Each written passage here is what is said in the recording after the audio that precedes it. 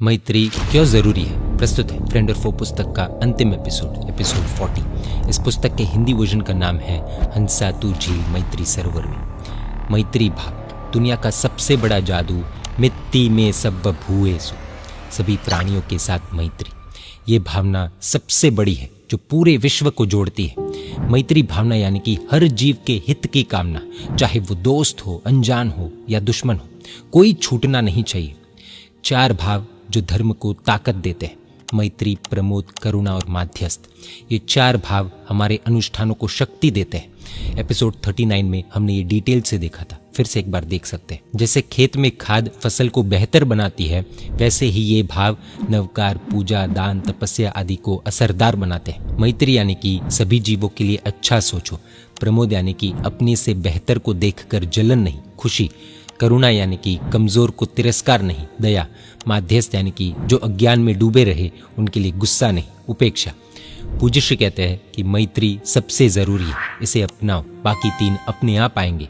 बिना मैत्री के बाकी भाव आने मुश्किल है। क्यों जरूरी है मैत्री? आध्यात्मिक और भौतिक नजरिए से देखें तो आध्यात्मिक क्षेत्र में जो हमसे ऊंचे है उनके लिए ईर्ष्या नहीं, उनकी तारीफ करो। भौतिक क्षेत्र में जो आगे है उनसे जलन मत करो, खुश हो।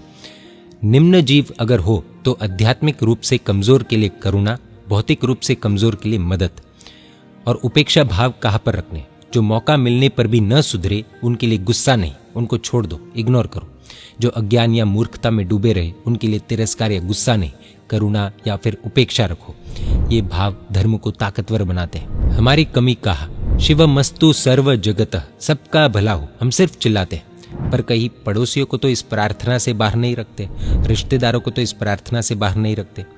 कहीं विदेश में एक संस्था वी लव ऑल चिल्लाती है, एक लड़की भी शामिल थी, पर पड़ोसी ने कहा सबको प्यार करती हो, माँ बाप को क्यों नहीं? वो गुस्से में बोली उनको तो बिल्कुल नहीं। हम भी ऐसा तो नहीं करते ना, खुद से पूछना पड़ेगा। बाहर से सबको प्यार, पर दिल में कुछ के लिए नफरत, अपने दिल को टटोलने जैसा है। क्या किसी को नुकसान हो तो क्या हम खुश होते हैं? कोई फेल हो जाए तो क्या हम अंदर ही अंदर खुश होते हैं? क्या किसी की तकलीफ सुनकर मजा आता है? जिनके साथ अनबन है उसका बच्चा यदि फेल हो जाए अथवा वो परेशान हो जाए अथवा उसका व्यापार डूब जाए और हम अंदर ही अंदर खुश हो जाए तो ये शत्रुता है। इनके लिए शिवमस्तु में जगह नहीं। कहीं ऐसा तो नहीं हो रहा है ना? खुद से पूछना पड़ेगा। मन मंदिर में परमात्मा। झांझड़ शाह ने कहा मेरे संग का एक भी व्यक्ति अनामंत्रित हो, यानी कि इनवाइट नहीं किया गया हो, तो मैं राजमहल में नहीं जाऊंगा। वैसे ही परमात्मा कहते हैं तेरे दिल में एक भी जीव के लिए नफरत हो तो मैं अंदर नहीं आऊंगा।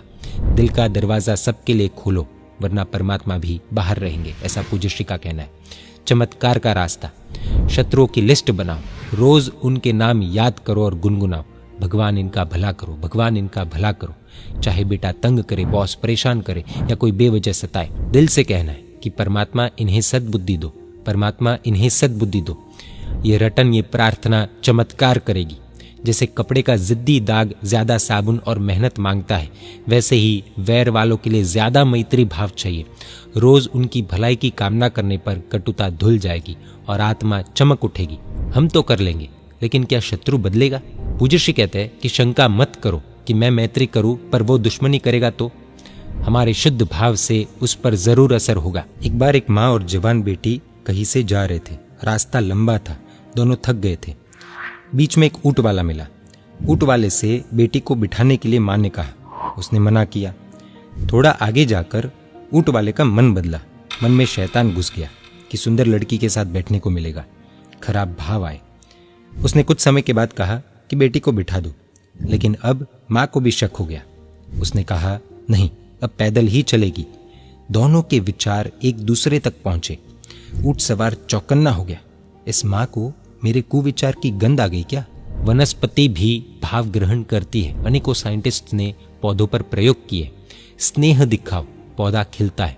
तिरस्कार करो, मुरझाता है। तो इंसान पर क्यों नहीं असर होगा? बिल्कुल होगा और होता है।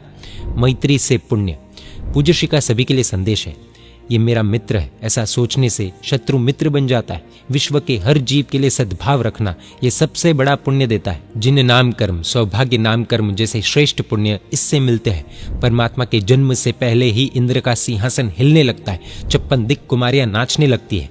ये सब मैत्री और विश्व प्रेम की ताकत है। क्या करें? दिल के ताले तोड़कर सबके लिए दरवाजा खोलना है।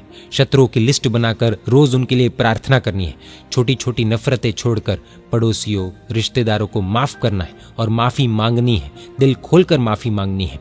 हर अनुष्ठान में मैत्री करुणा डालेंगे तो वो ताकतवर बनेंगे।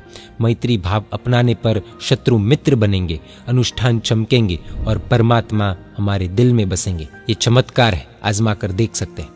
तो यहाँ पर फ्रेंड और फो सीरीज पूरी होती है।